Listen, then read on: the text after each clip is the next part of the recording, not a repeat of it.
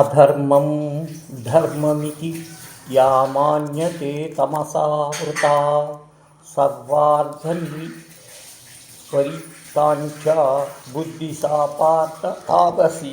ఓ అర్జున, ఏ బుద్ధి అవివేకం కప్పబడినదై అధర్మమును ధర్మమని ఎంచునో మరియు సమస్త పదార్థములను విరుద్ధములుగా తలంచును, అట్టి బుద్ధి తామసమైన బుద్ధి తెలుసును. తామస బుద్ధి గలవారికి అంతము తల్లకిందులుగానే కనిపించును.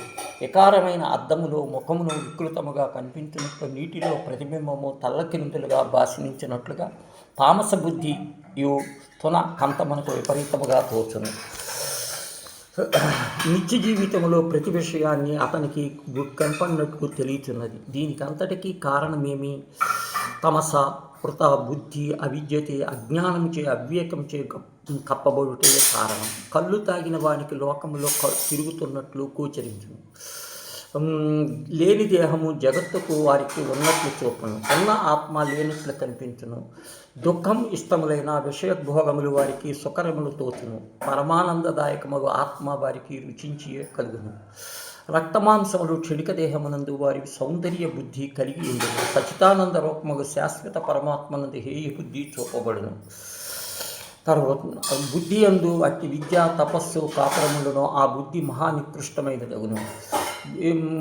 భౌతిక బలవంతుడైనను విజ్ఞాన సంపన్నుడైనను సరి నాశ్రయించి ప్రయత్నపూర్వకంగా అట్టి తమస్సును బుద్ధి నుండి పారదోలి అసత్యమును గ్రహించుట శక్తిని సంపాదించి కృతార్థుడు అగును. కామబుద్ధి ఎట్టిది అవివేకంచే కప్పబడినది.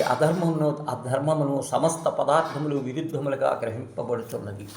తర్వాత ధృచ్ఛాయ ధారయతే మన ప్రాణిక్రియా యోగేన్నాభ్యభిచారిణ్యధృతి పార్థస్వాతికి.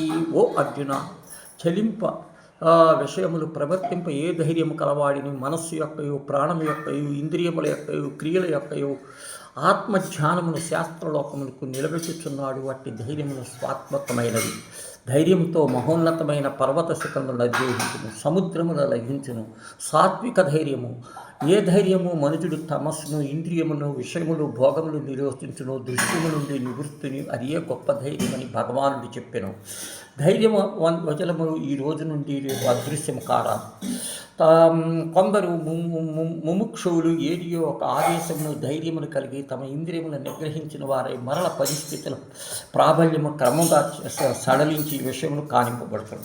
సాత్విక ధైర్యం ఎట్టిది? ఏ నిశ్చల ధైర్యము యోగ సాధన మంజుడు ఇంద్రియాదుల విషయము నిరోధింపగలదో అట్టి ధైర్యమును సాత్విక ధైర్యం అని చెప్పబడును.